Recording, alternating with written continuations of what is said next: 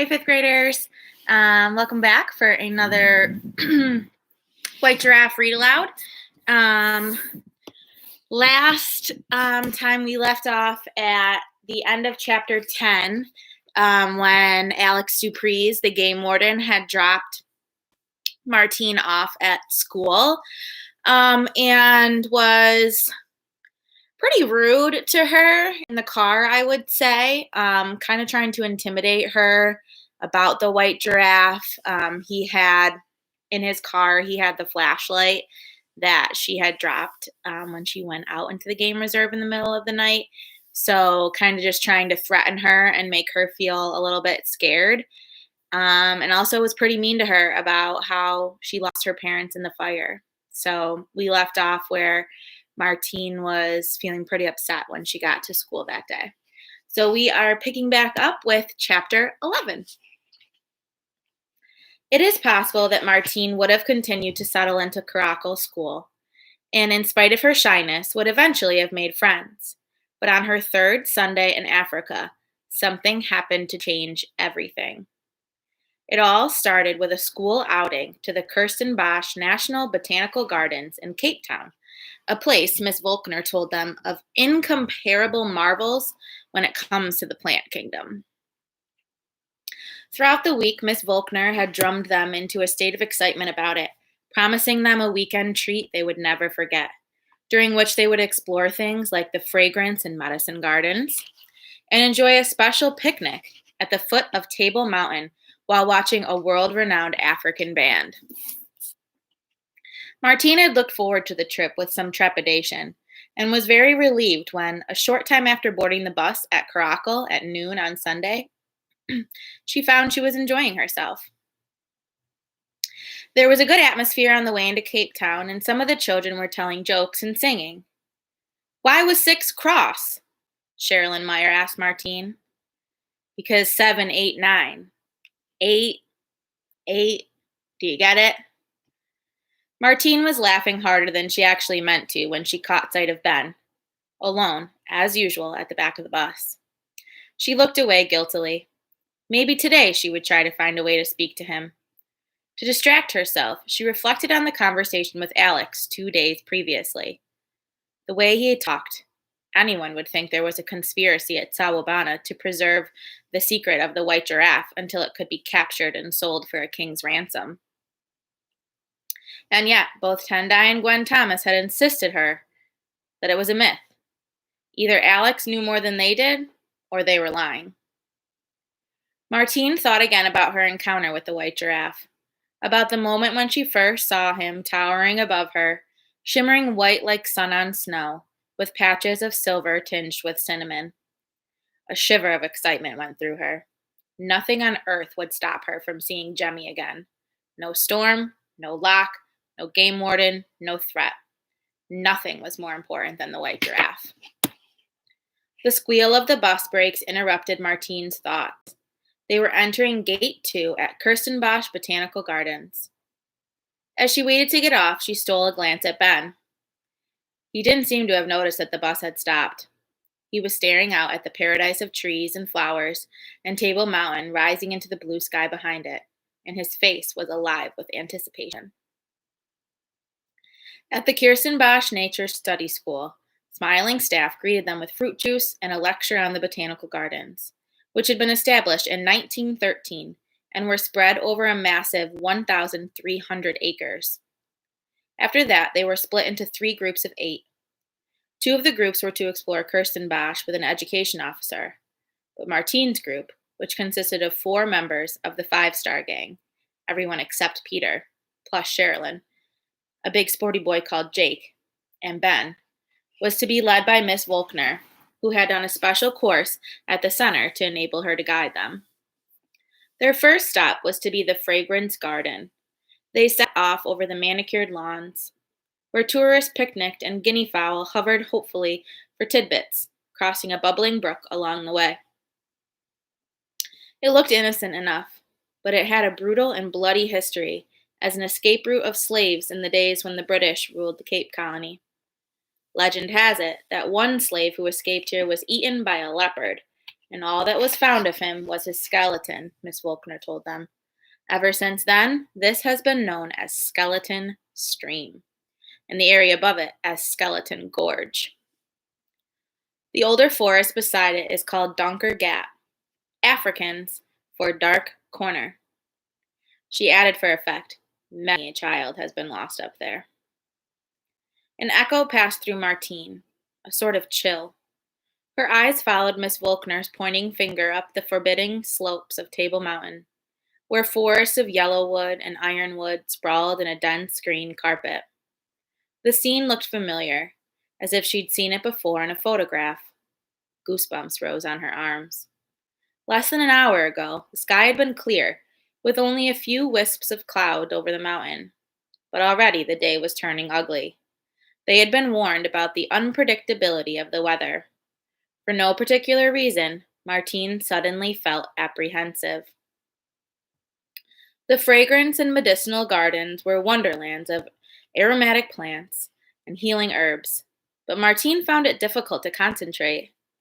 At the dell, they drank from an ice-cold spring in a bird-shaped bath, and then it was on to the cycad amphitheater, where Miss Volkner explained that the palm-like cycads were actually living fossils that were around in the time of the dinosaurs. Some of them are 200 million years old, she said. Can you believe that? 200 million years old. The final stage of their journey was the Fynbos walk on the lower slopes of the mountain. Fynbos was one of the world's 6 plant kingdoms and was unique to the Cape region. It consisted of heathery-type bushes, like the bright red fire heath, silver trees, reeds, lilies, and pink velvety proteas, which were South Africa's national flower. Sprawling alongside the winding paths in a blaze of color, it made for a spectacular display. When they reached the protea garden, Miss Volkner showed them the orange-headed nodding pincushion flower, a favorite nectar of the sugar birds. Just then, her beeper went off. She checked it with a grimace, the wind whipping her hair. Okay, everyone, pay attention, she recalled. One of the other children has suffered an allergic reaction to a bee sting, and I'm urgently needed back at the Nature Study School. It would be a shame for you to miss out on seeing the sugar birds feed, so I'm going to trust you to stay quietly and wait for them. Under no circumstances is anyone to go wandering off. Luke and Lucy, as prefects, I'm putting you in charge. If I'm not back in the next 20 minutes, follow the signs to the concert area, and I'll meet you there. As soon as Miss Volkner was out of sight, mayhem erupted. Of course.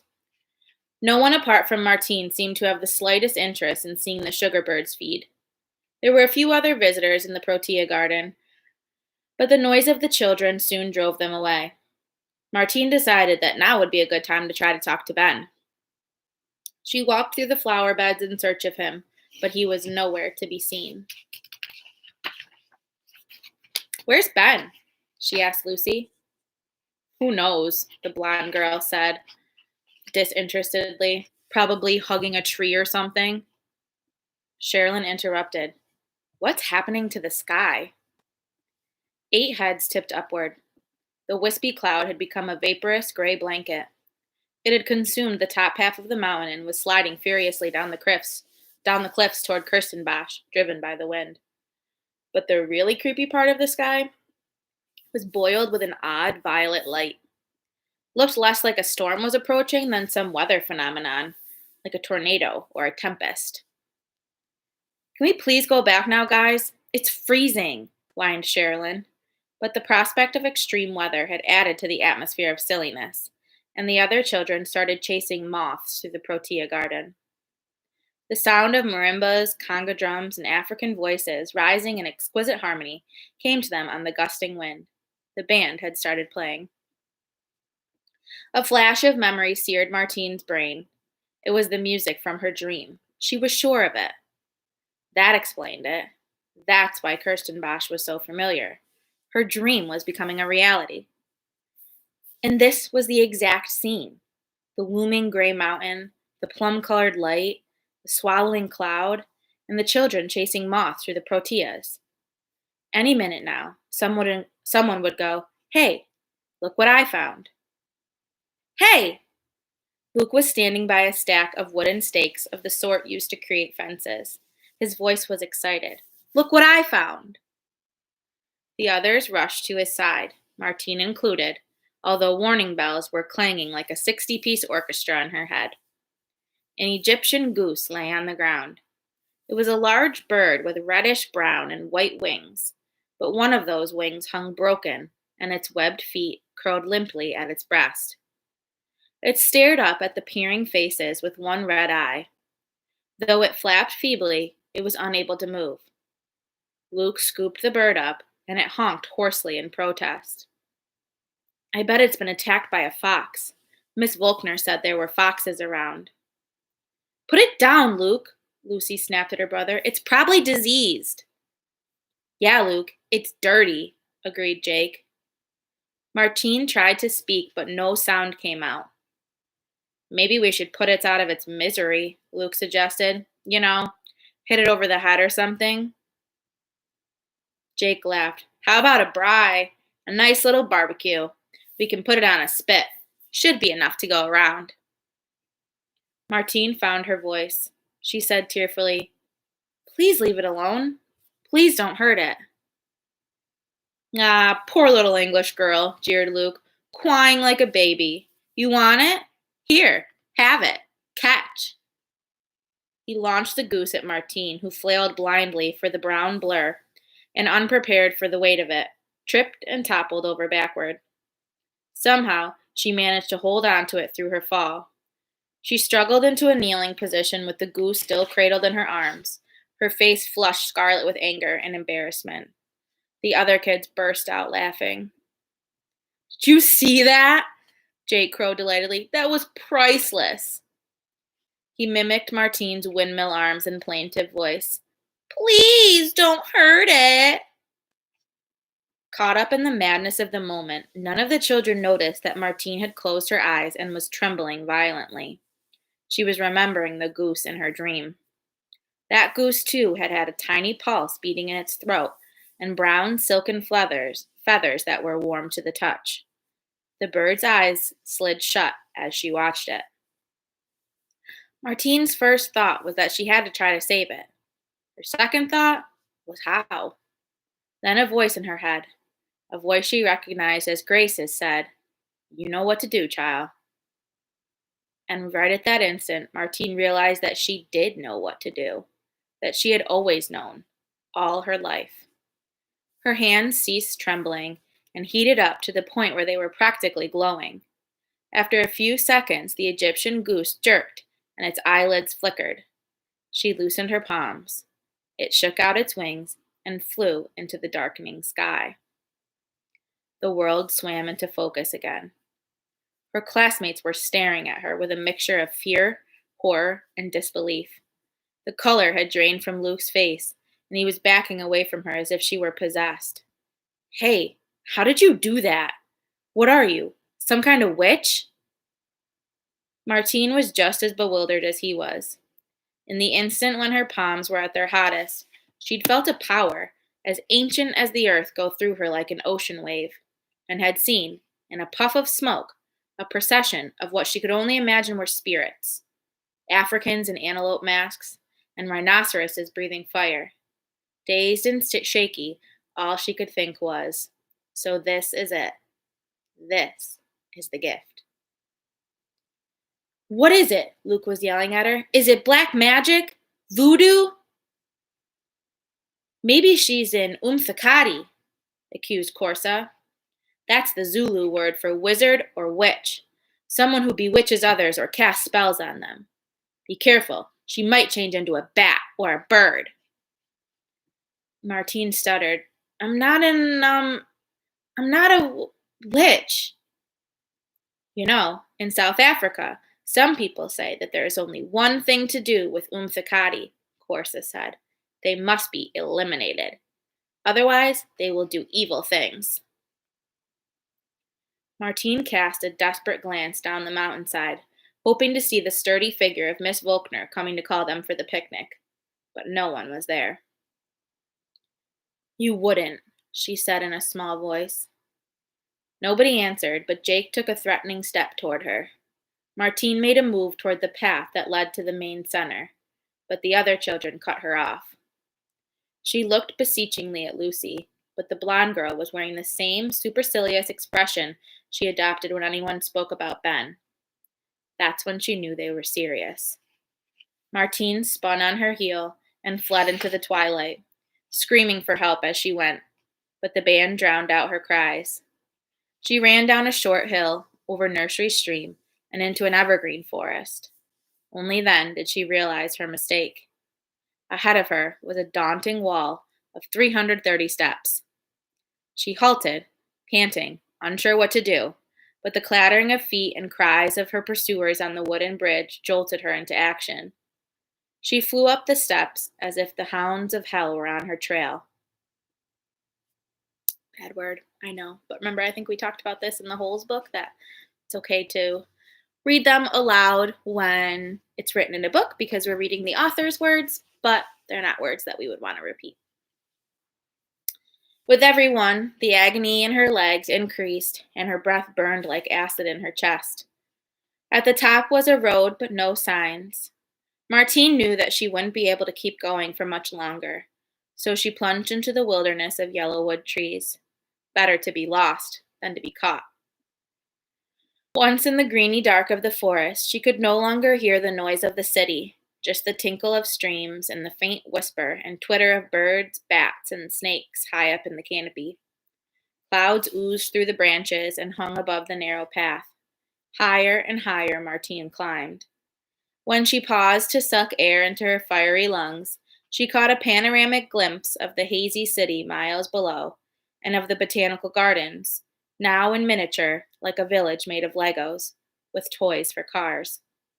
Behind her, she heard the shouts of the children as they entered the forest.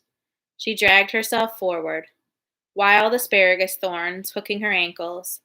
But even as she did so, she knew she couldn't run anymore. Her legs were too rubbery to support her. All at once, an arm shot out from behind a tree, and she was yanked sideways into a hollow. Martine opened her mouth to scream, just as she had in that long ago dream, but she was so startled and breathless that all she could manage was a small whimper before crumpling into a bed of leaves. She steeled herself for a blow, but none came. Squinting up through the misty darkness, she made out the face of her captor. Ben. He wrapped his arms protectively around her, and despite being small, he was warm and solid, and she could feel the thud, thud, thud of his heart. "Martine," called Jake in a sing-song voice. "Where are you?" Leaves crunched under the feet of the gang as they hurried by. Ben put a finger to his lips. He reached down and picked up a handful of small stones and threw them as far as he could. They made a series of popping noises as they landed like tiny bullets. Luke shouted, "Over there! Come on, everyone!" There were whooping noises and the crack of falling branches as they pounded away down the track. Martine became aware that Ben was shaking with silent laughter. He laughed so hard that he doubled over and had to hold his stomach. "What is it?" Martine whispered. "What's so funny?" Ben straightened up long enough to point at a sign propped against the tree. The base of it was still damp with fresh soil. On it was written, "Warning, raw compost tank. Do not enter."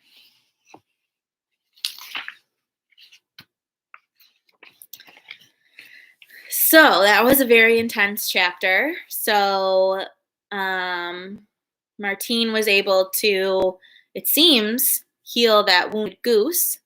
And now the rest of the kids are thinking that she's some kind of witch. And they said that the only thing that they do to witches is they eliminate them. So Martine took off, ran into the woods to try to hide, and she was saved by none other than Ben. And Ben has led them astray into a raw compost tank. So we'll see what happens next. Chapter 12. Martine said nothing to her grandmother about the botanical gardens drama, which had ended with 6 of her pursuers falling into a stinking stew of fermenting horse manure, rotting fruit, decaying leaves, and squashed bugs. Sherilyn had escaped because she hadn't been able to keep up with the others, but the search party, who had who found them had discovered her babbling incomprehensibly after an encounter with a lynx cat with glowing yellow eyes. Miss Volkner was apoplectic with fury. She was particularly enraged that no one would own up to what had happened. Even Mrs. Rathmore lost her sense of humor and said that if it wasn't that she thought the 6 had been punished enough by missing out on the band and picnic, but being mercilessly teased on the bus to Storm Crossing, where they were made to sit at the back, hungry and scowling like the broken survivors of a mud wrestling competition, they would have spent the rest of the term cutting the school's field with nail scissors. So, like tiny scissors that you could cut your fingernails with. Yikes. What nobody could figure out was how Martine and Ben came to be sitting quietly on a picnic blanket near the band, enjoying hot buttered corn and big slabs of milk tart, a vanilla custard pie. Miss Volkner had her suspicions and told them that she'd be keeping a very close eye on them, but it was the wrath of the 5-star kids Martine feared the most. "We'll get you for this," Scott Henderson had hissed as he boarded the bus, dripping, and somehow she didn't doubt that they would. Fortunately for Martine, ever since her grandmother had found her helping in the garden the morning after the fight, a truce had been declared at home. So much so that Gwen Thomas finally relented and allowed Martine to go with Tendai when he did his rounds of the reserve the following weekend. He picked her up in the Jeep at 4:30 on Saturday morning, when dawn was nothing but a smudge in a star-speckled sky, and drove her to Sawabana's highest point, an escarpment densely covered in aloes, proteas, and a shrub that smelled like curry. Cacti clung to the lichen-plastered rocks. The track that led to the top of the escarpment was badly eroded and treacherous, so Tendai and Martine walked the last part of the way, and the sky was etched with fiery hues when they reached their destination. While Tendai unpacked their breakfast, Martine made herself comfortable on a boulder, still warm from the heat of the previous day. Far below her was the biggest dam on Sawabana. As the sun rose and her eyes became accustomed to the honeyed light, Martine would make out herds of buffalo, springboks, and elephants drifting down to the water. White egrets watched from the trees like the stiff paper birds of Japanese origami. Martine thought that she had never breathed in purer air, seen a lovelier view, or heard any choir more amazing than the singing of the birds that morning. She wished her mom and dad could have been there to share it, but it made her feel good to think that her mom had probably visited this spot and watched the same sunrise. Tendai made a small fire and brewed up a pot of condensed milk sweetened tea. He handed Martine some hot African bread made with maize meal, cooked in the coals and tightly wrapped banana leaves, and they munched contentedly and watched the animals in the valley below. After a while, Martine said, "Tendai, can I ask you a question?" "Yebo." "Sure?" "Yebo." Must mean yes. "How did you get the scar on your face?" Tendai laughed, but it was a bitter laugh, devoid of his usual good humor. "It was a long time ago, little one. Too long ago to be unimportant. I was an angry young man. That's all." Martine could tell that he didn't want to talk about it, but curiosity got the better of her. "Did an animal attack you, or did you get into a fight?" Tendai unbuttoned his khaki skirt, and Martine clapped a hand to her mouth. His back and broad chest were crisscrossed with 50 or 60 thick, raised scars. It was as if someone or something had tried to cut him into a million pieces. "What animal would do this?" he said harshly. "No, little one. Animals might scratch you, or bite you, or even rip you apart in hunger or in fear, but only a man can crush you inside, in your heart, for no reason other than the color of your skin." Martine swallowed. Tendai had a faraway expression on his face. When he began to talk, it was as if he were seeing something that had happened in another land, in another lifetime. He had been 12 years old when his parents had moved from a peaceful village in the Drakensberg's mountain to the notorious township of Soweto near Johannesburg in search of work. For many years, Tendai recalled, it was as if the devil himself had moved into Soweto and turned it into hell. But it was just a hell for black people. Whole families lived in corrugated iron shacks without toilets or running water. When darkness fell, we burned fires to keep away the cockroaches and rats, and armed gangs roamed the streets. He stopped. Perhaps I should not be telling you this. Your grandmother might not like it. Martine got up off her boulder and moved near him. Please, Tendai, she said, I want to know. In spite of the hardship of life in Soweto, Tendai considered himself luckier than most. His mother was a trained teacher, and she'd helped him study in their shack. He worked hard and dreamed of one day being able to return to the mountains and buy a farm of his own. When he was 17, he managed to get a job as a clerk at a railway station. He was prouder than he had ever been in his life. There was only one problem. Every day he walked 5 miles to work, and almost every day he was stopped by a police wanting to check his papers. At that time, it was illegal for a non-white, a man of color, to go anywhere without identification. One policeman in particular, it was as if he hated me without even knowing me. Sometimes I felt that he was just waiting to catch me out. Martine realized she was trembling. And did he? Tendai nodded. He caught me without my papers.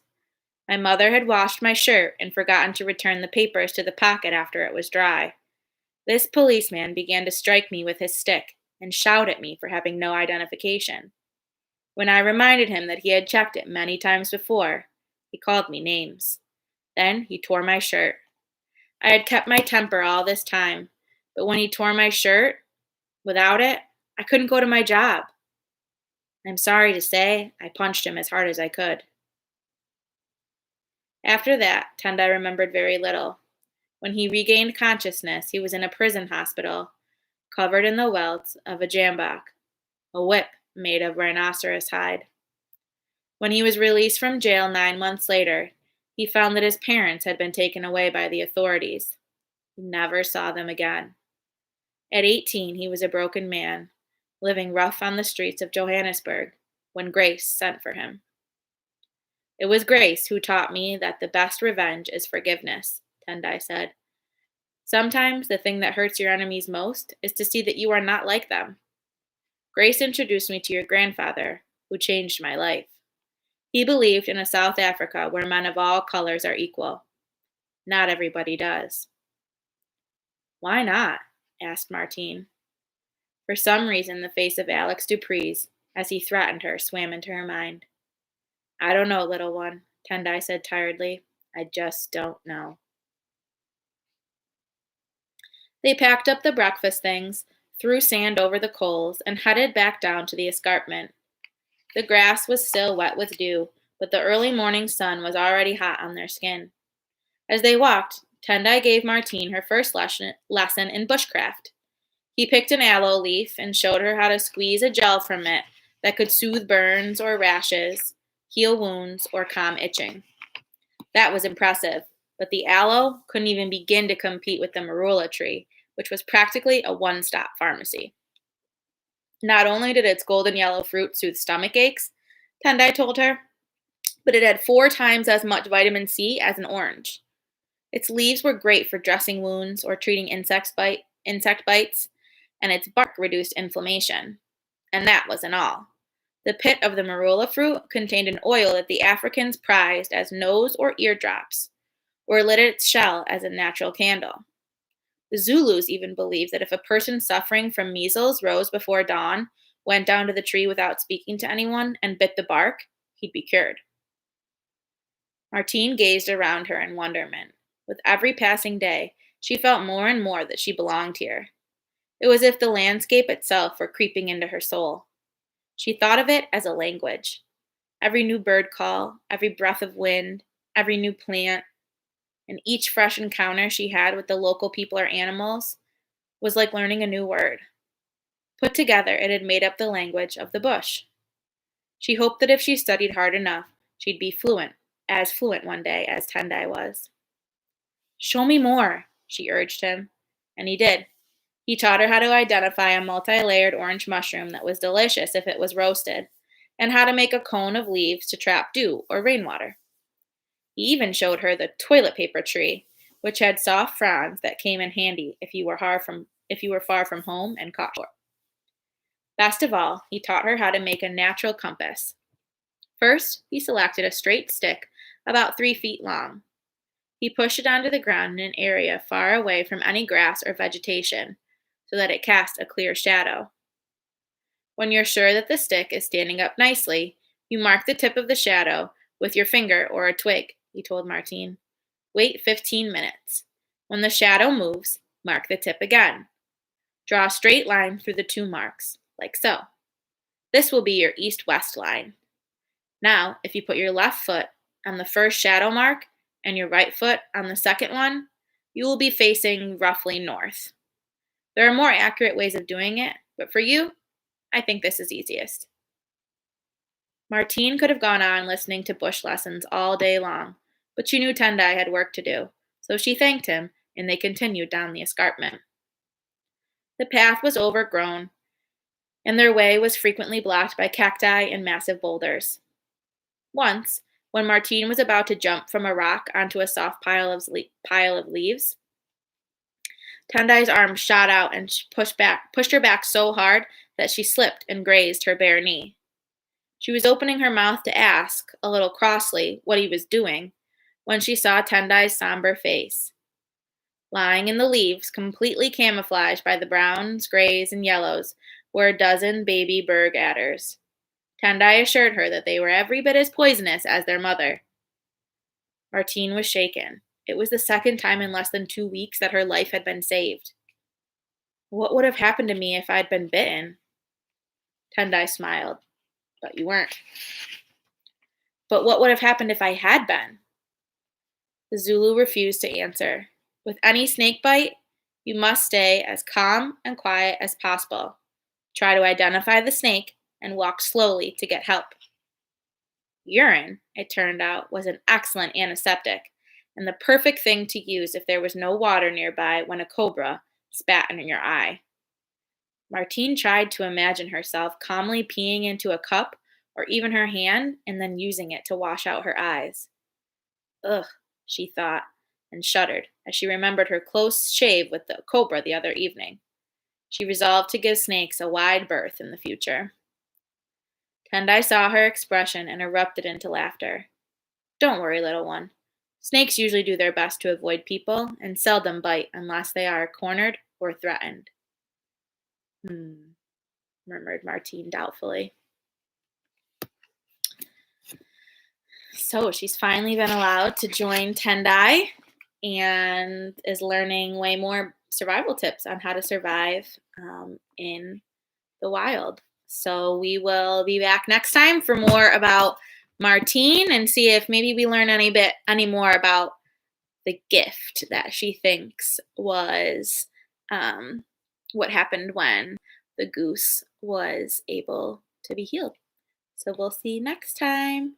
Have a great weekend. Bye.